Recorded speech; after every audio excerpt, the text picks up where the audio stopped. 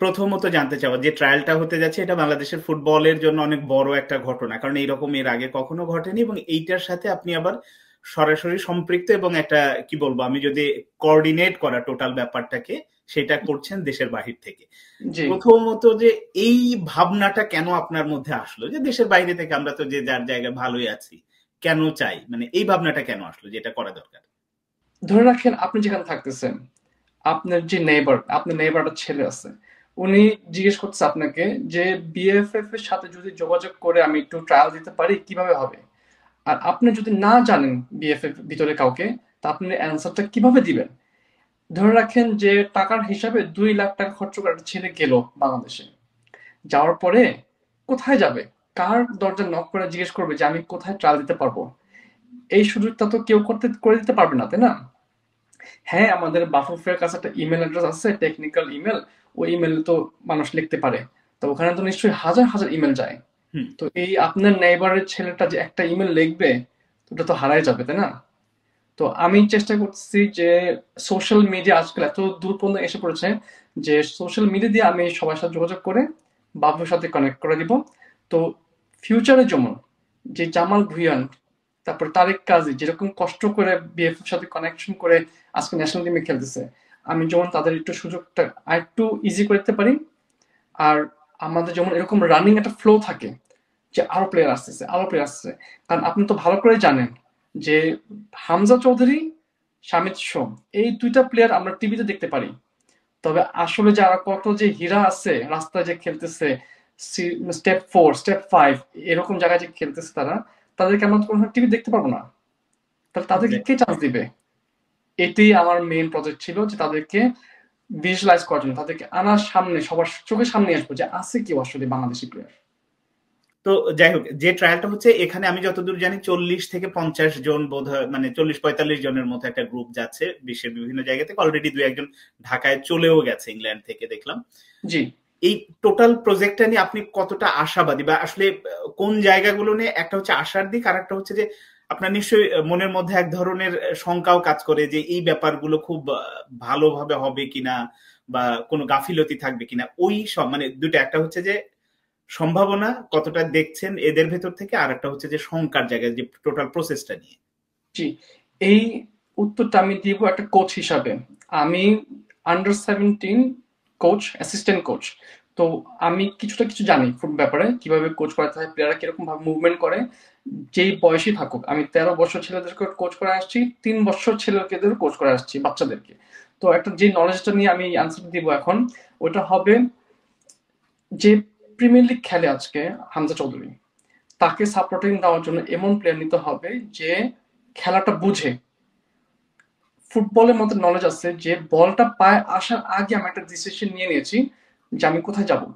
তো ওইরকম ভাবে আমি যদি অ্যানালাইজ করে প্লেয়ারদের ব্যাপারে কিছু বলি, আমি যেহেতু 48 মানে 48টা প্লেয়ার নিয়ে আসছি, এখানে আমি যতটুকু জানি যে হাফ বয়স ব্যক্তি হিসাবে চান্স পাওয়ার উচিত। তো আমি এখানে প্লেয়ার নিয়ে আসতেছি, আমাদের যে অনারেবল ভাইস প্রেসিডেন্ট আছে ফাহাদ স্যার, ওনার সাথে আমি ডাইরেক্ট কমিউনিকেশন করে আন্ডার 17 এর জন্য প্লেয়ার নিয়ে আসতেছি, আন্ডার 19, আন্ডার 23 হলো মেজরিটি। আর এখানে 10টা প্লেয়ার কিন্তু আমাদের ফার্স্ট টিম মেন্স টিমের জন্য খেলার জন্য আসতেছে, কম্পিটিশন দেওয়ার জন্য। আর এখানেই মানে আমাদের যে মেন টিমের জন্য সবাই বলে স্ট্রাইকার, স্ট্রাইকার কেন নাই? আমরা বলছি স্ট্রাইকার তো আগে আসবে, তবে আগে আমরা ডিফেন্স লাইনটা ঠিক করি। কারণ আমরা যে যে গোলগুলি খাই, আমি যে কোনো লেফট ব্যাক থেকে শুরু করে রাইট ব্যাক যে গোলগুলি খেলাম, আমি কোনো নাম বলবো না, কাউকে আমি কোনো বিচার করবো না, তবে এটা এটা প্রফেশনাল লেভেলের গোল খাওয়ার মতন ছিল না আমরা। সেটাই এক্স্যাক্টলি। আমি এরকম প্লেয়ার নিয়ে আসবো যে গোল মানে নিজে মাথা কেটে যাবে তবে গোল হতে দিবে না, লাল কার্ড খাবে, ইয়েলো কার্ড খাবে, তবে গোল হতে দিবে না।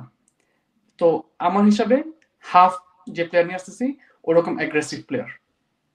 গুড। আর টোটাল প্রসেসটা নিয়ে আপনার যদি আমি বলি যে কোন জায়গাগুলোতে বেশি সতর্ক থাকা উচিত বিএফএফ এর, কারণ প্রত্যেকেই যার যার খরচে যাচ্ছে, ব্যাপারটা প্রত্যেকের একটা ড্রিম থাকে, আবার প্রত্যেকেই যে চান্স পাবে ব্যাপারটা তাও না। জি, কিন্তু কোন ব্যাপারগুলোতে খুব বেশি একটু সিরিয়াস থাকা উচিত আপনি আপনার জায়গা থেকে মনে হচ্ছে, মানে মনে করেন? সিরিয়াস থাকা হয়ে গেছে অলরেডি, যেটা আমি অনেক থ্যাঙ্কফুল, আমি অনেক মানে কি বলবো, নট অনেক থ্যাঙ্কফুল, আমি গ্রেটফুল যে ফাহাদ স্যার আমাকে সেই 1 মাস আগে কন্ট্যাক্ট করে বললো সবার সামনেই, মানে আমার একটা মিটিং ছিল সব প্লেয়ারদের সাথে, যে আমাদের কাবরেরা যে কোচ, হেড কোচ, উনিও এই 3 দিন থাকবে। তো ওটা বলার পর আমি বুঝতে পারলাম যে হি ইজ ইন্টারেস্টেড, সে চায় প্লেয়ারগুলো দেখতে। শুধু এরকম না যে সে যে প্লেয়ারগুলো নিজে নিয়ে আসবে শুধু তাদেরকে চান্স দিবে, যারা বাংলাদেশ প্রিমিয়ার লিগ খেলে শুধু তাদের চান্স দিবে না, সে আসলে দেখতে চায় যে প্লেয়ারটা আমি নিয়ে আসতেছি এটা কিছু মানে আর যে রিয়েল ট্যালেন্ট, তাদেরকে রিয়েল এরকম ট্যালেন্ট আছে যে তার মানে কোচের আন্ডারে খেলতে পারবে। আমি আমি যতটুকু জানি, হ্যাঁ, তাদের সেই ট্যালেন্ট আছে, কারণ তারা ইউরোপ থেকে আসতেছে, তাদের নলেজ একদম ডিফারেন্ট বাংলাদেশ থেকে। এই লং বল দিয়ে আমরা খেলি না, আমরা খেলি শর্ট পাস, বিল্ড আপ করে খেলি। আমি গোলকিপার পর্যন্ত অ্যালাউ করি বিল্ড আপ সময়। গোলকিপার শুধু গোলকিপিং করবে না, আমি তাকে কিপার ডাকি, কারণ সে সামনে খেলবে আমার সাথে। এখন যেটা হচ্ছে যে আপনি তো ডেনমার্কে আছেন, ইংল্যান্ড থেকে থেকে আপনি সব প্লেয়ারদের সাথে কি অনলাইনে যোগাযোগটা হয়েছে নাকি আপনি আসলে কিভাবে ফিজিক্যালি আপনি ছিলেন, এই ব্যাপারটা সব একটু। অনলাইন, সব অনলাইন। আর আমার পিছনে যে স্কাউট করছে এই প্লেয়ারদেরকে, ভেরি ট্যালেন্টেড ম্যান। ওখানে ও থাকে লন্ডনে, তার নাম জাহির। আপনি নিশ্চয়ই তার ইনস্টাগ্রাম পেজের কথা শুনেছেন, ফেসবুক পেজের কথা শুনেছেন, বাংলাদেশি বলার্স। সো উনি প্লেয়ারদেরকে স্কাউট করে, কিভাবে করে আই ডোন্ট নো, আমার মনে হয় ওনার একটা এক্সট্রা ব্রেন সেল আছে, এত ট্যালেন্টেড। তো উনি আমাকে প্লেয়ারদের নামগুলি দেয়, এদের সাথে আমি বাফুর সাথে জড়িত করে দিই। তা আমি মিডল ম্যান, আর ওনার আমার আমার ব্রেন সে। ওকে। আপনি বলছিলেন যে কাবরেরার কথা, কাবরেরা ম্যাচের পরের দিনই দেশে গেছে বোধহয় পারিবারিক প্রয়োজনেই। এখন এই ট্রায়ালের আগে কি তিনি আসবেন কিনা এটা নিয়েও এক ধরনের সংশয় আছে। যদি না আসে ওই জায়গাটাতে একটা ঘাটতি থেকে যাবে কিনা, যদিও বিএফএফ এর technical director, even Peter Butler যিনি নারী দলের কোচ, তিনি আবার একাডেমির কোচও ছিলেন এর আগে বাংলাদেশ ফুটবল ফেডারেশনে, তো তিনি আবার নারী দল নিয়ে বোধহয় মিয়ানমারে যাবেন। সব মিলে যদি আসলে দুজনই অনুপস্থিত থাকে সেই ব্যাপারটা আসলে কিভাবে মানে মিট আপ হবে, বা আপনি ওই জায়গা নিয়ে কথা বলেছেন কিনা ফাহাদ করিম সাহেবের সঙ্গে? পিটার বাটলার আসতে পারবে না, ওইটা অলরেডি কনফার্ম হয়েছে, কারণ ওনার অন্য কোনো প্রজেক্ট চলতেছে। সো হুম। রেসপেক্ট করতে হবে, তার নিজের কাজ আছে যেটা। তবে জি, কাবরেরা নিজের থেকে বলেছিল যে আসবে। সো এটাও রেসপেক্ট করতে হবে যে নিজের ইন্টারেস্ট থেকে দেখা যাচ্ছে আসবে। সো এটা কনফার্ম করেছে আমাদের ভাইস প্রেসিডেন্ট। তো ভাইস প্রেসিডেন্ট নিজের মুখ থেকে যেহেতু আসছে, আর মিডিয়াতেও এটা আসছে যে উনি আসবে। সো এর চেয়ে বেশি আমরা কোন চাহিদা করতে পারি না যে উনি আসবে আমাদের সাপোর্ট দেওয়ার জন্য। আর যেহেতু কাপড়ও আসবে, আর এখানে অন্যান্য যে কমিটি মেম্বার আছে বিএফএফ, তারাও এখানে থাকবে। সো আই ফিল, মানে আমার নিজের মধ্যে ফিল হচ্ছে যে এটা অনেক বড় একটা সাপোর্ট পাচ্ছি এই প্লেয়াররা। সো এই জন্য প্লেয়াররা নিজে টাকা খরচ করে আসতেছে। আবারও একটু আমি প্রশ্নই জানতে চাই যে এই যে 48 জন প্লেয়ার আছে আপনার, লন্ডনে যিনি আছেন জাহির ভাইয়ের কথা বলেন, সবকিছু মিলে আপনাদের দুজনের নিশ্চয়ই টাইম টু টাইম অনেক কথা হয়। আসলে কেমন কোয়ালিটির? আমরা হামজা, সামিদ সোম বলি বা যারা লোকাল প্লেয়ার, জামাল ভুঁইয়া আগের যারা আছে, তারিক কাজী, সব মিলে আমাদের টিমটা মানে ইন ফিউচার একটা ভালো শেপে আমরা দেখতে পাবো কিনা, যদি এখান থেকে আমি ধরে নিলাম যে 5-7টা প্লেয়ারও আমরা পেয়ে যাই ভালো মাপের, জি, সেটা বয়স ভিত্তিক, জাতীয় দল সব মিলে, অনূর্ধ্ব 23 যেহেতু আপনি বলছিলেন মেই টার্গেটটা, এবং মানে আসলে সম্ভাবনাটা কতটা ভালো হওয়ার ক্ষেত্রে? এটা পার্সেন্টেজ অনেক বড়, অনেক হাই, যে যে প্লেয়াররা আসবে, যে স্টেপ থেকে আসতেছেন। একটা এক্সাম্পল দিই আপনাকে, তাহলে আপনি বুঝতে পারবেন। আমি আব্দুল কাদেরকে পাঠাইছিলাম ইটালি থেকে, সিরিয়া ডি। বয়স ব্যক্তি হিসাবে ফামিদুলের লেভেলে খেলে। উনি কিন্তু আন্ডার 19-এ ওই 20টা মিনিট যে দেখালো খেলা, ধামাকা দেখাইছে। একটা ফুটেজ আছে আমার কাছে যে 6টা প্লেয়ার তাকে আক্রমণ করলো, তবুও সে কিন্তু বলটা কাটায় পুরোপুরি গোলকিপার লাইন পর্যন্ত যেতে পারছে। সো আন্ডার 19, মাত্র 17 বছর ছেলে এই কাজটা যদি করতে পারে, তাহলে বুঝে রাখেন যে প্লেয়ার আমি নিয়ে আসতেছি সিনিয়র টিমের জন্য, আন্ডার 23 এর জন্য, তাহলে তারাও কি পারবে। তবে আমার একটা ল আছে আমার নিজের মধ্যে, যে রুলস হিসাব চলি, এটা হলো গিয়ে 4th ডিভিশনের নিচে কোনো প্লেয়ার আমি আনার চেষ্টা, মানে যতটুকু পারবো লিমিট করে রাখবো। কিছু কিছু প্লেয়ার আছে যেটা আমার মনে হয় অনেক ভালো খেলে, যেহেতু এর চেয়ে লোয়ার লেভেল খেলে, তবে তাদেরকে একটা সুযোগ দেওয়া উচিত। তবে আমি চেষ্টা করছি যে 4th ডিভিশনের নিচে যেমন না যায়, ইউরোপিয়ান লেভেল হিসাবে। আচ্ছা। আপনি কি আসলে এই ট্রায়ালের সময় বাংলাদেশে যাওয়ার কোনো চান্স আছে নাকি আপনার ব্যস্ততা আছে? না, আমি অনেক ফর্চুনেট, আমি অনেক থ্যাঙ্কফুল যে ফাহাদ স্যার আমার ব্যবস্থা করে দিয়েছেন যে আমি বাংলাদেশ আসতেছি 25 তারিখে নিজেই। তো আমরা একটা হোটেলে থাকবো, লেক শোর গ্র্যান্ড হোটেল গুলশানে।